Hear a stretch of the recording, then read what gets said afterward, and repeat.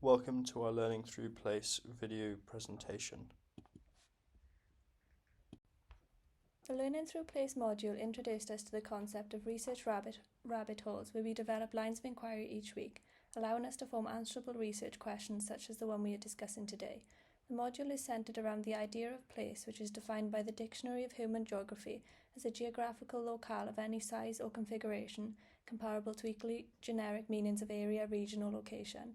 This concept was explored through Bristol, as was the idea of sense of place, how people attach meanings and emotions to locations, and thus have varying experiences of place as a result. During the module, we were introduced to various topics each week, including forced labour and industrial work. Using the tasks and data sources provided, we gained a more in-depth understanding of the topics discussed. Following these tasks, we individually explored other sources to further strengthen these lines of inquiry. In doing so, we were able to complete weekly discussions to develop answerable research questions, which we then explored in Bristol, focusing on the topic of forced labour, discussed in weeks 2 and 3. In week 1, we were introduced to Bristol as a place through watching a performance of Miles Chambers' poem Bristol, Bristol. He talks of Bristol as still haunted by an ancestral ghost. His line in the poem as a whole opened up questions about Bristol's past and how its history is represented in the modern day. This line of inquiry was fuelled in week 2. We were introduced to Bristol's history of forced labour and involvement in the slave trade. The slave trade was prominent in Bristol as its port and links with the Caribbean made it a fundamental location. In the 1700s, right up to the 1790s, the slave trade made up 80% of trade in Bristol, according to the Bristol Museum collections. A name that cropped up a lot in the research around Bristol slave trade was that of Edward Colston. He was a prolific slave trader who died in 1721, leaving his enormous wealth to charities in Bristol. As a result of his financial endorsement in Bristol, there are lots of places named after him, and his name is one that became memorialised despite the dark history behind his wealth. The key example of this is the statue of Edward Colston in Bristol, built in 1895. Miles Chambers spoke out in a BBC article in 2018, saying the statue was a constant reminder of his inhumanity. Our interest was specifically sparked in the journey of Colston's statue in week 3, when we watched Ian Cook's video compilation, Colston Falls, recounting the toppling of the statue of Edward Colston in 2020 during a Black Lives Matter protest. His statue has long been a subject of debate. Petitions were signed for its removal which were never completed, and there were attempts made to draw attention to Colston's wrongdoings via a plaque erected by sculptor Will Coles marking Bristol's centrality in the slave trade. The notion of contestation stood out to us after watching this, since we recognised the varying perspectives on the Colston statue, from BLM protesters communicating their anger towards the statue and how it should have been pulled down a long time ago and been displayed in a museum, to others who believe the statue represents part of history and should remain on the plinth as it memorialises a man who contributed significantly to Bristol's success as a city. In recognising the complexity of this topic, we were compelled to burrow further down the rabbit hole. We wanted to know more about the statue's removal and its impact. During the Week 6 field trip, we visited the M Shed, which is a museum displaying Bristol's history and culture. Upon reading an article entitled Goodnight Colston, which discusses the aftermath of the removal of the Colston statue, and how this movement was a step towards the purification of space, we wanted to explore the significance of the statue's removal further. One exhibit that caught our attention was a display of young people's attitudes towards the removal of the Colston statue and the transatlantic slave trade.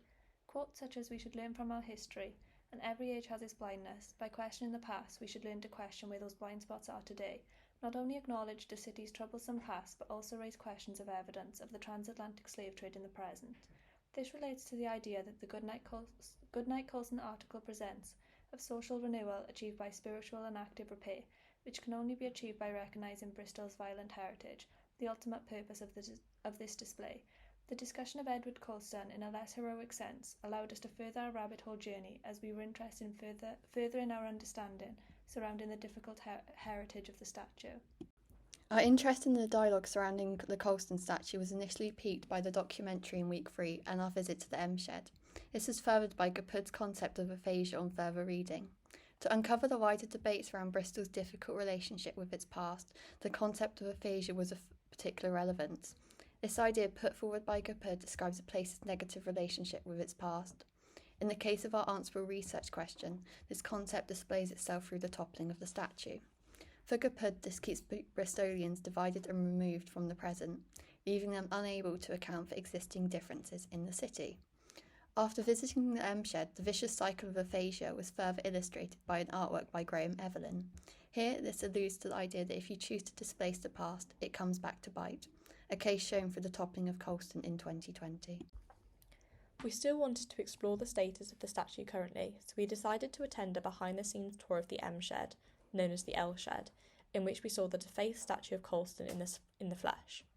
Our tour guide told us that the statue was planned to be displayed in the museum by spring 2024, lying on its side, surrounded by BLM placards to contextualise the statue in its recent journey. She mentioned the difficulties the museum and the We Are Bristol History Commission, the project involved in putting the statue on display, had encountered, in how they were trying to take into account the multiple opinions across demographics that the Colston What Next project had gathered via surveys. In the Colston What Next project, we were intrigued to find out whether the public agreed with the idea of social renewal presented in the Goodnight Colston article through the awareness of difficult heritage, and how this may influence the future plans for the statue. After the crucial toppling of the Colston statue in June 2020, the question of what to do with the statue arose.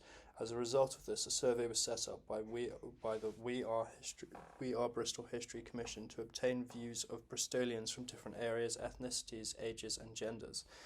This rather starkly highlights the similarities within Bristolians rather than the differences. Firstly, as a very diverse city with over 287 ethnicities, it would be expected that there would be a high differentiation in opinion. Overall, Bristolians felt very positive of the toppling, with 75% feeling positive.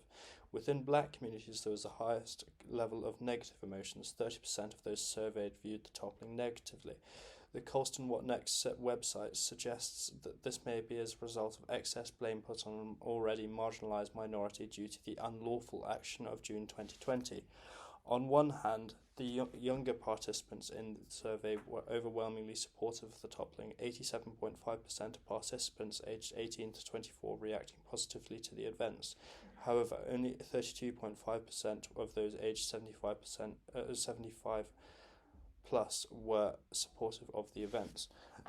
Though there are differences in demographic opinions, there is ultimately a consensus that the toppling of the statue was positive for Bristol. The variety of opinions collected by the Colston What Next survey illustrates the difficulty in navigating the future of the display of the statue. On the final stage of our rabbit hole journey, we wanted to understand Colston's physical and more abstract journey through time in Bristol. After going on a behind-the-scenes tour of the M Shed, we came to understand the importance of maintaining the statue's state from when it was toppled. Further reading highlighted how Colston's journey of decay has been curated. De Silva defines curated decay as the process of accepting that statues like Colston have lives, meaning that it is also important to accept that they have deaths. This portrays the toppling of Colston in a different light. On one hand, it displays the statue's journey from life to death through the changing attitudes surrounding imperialism in the city. However, it also highlights the debate around how statues should be displayed. Shanks illustrates this debate by stating that decay is an essential adjunct to a living past, an adjunct that ties together our rabbit hole by drawing a symmetry between Bristol's changing sense of place and the fall of Colston. To summarise, we started our rabbit hole journey in week 1 with Miles Chambers' poem Bristol, Bristol, raising questions about Bristol's past. Then in week 2, we started to look at forced labour in Bristol specifically, and were introduced to Edward Colston as a key figure in the slave trade.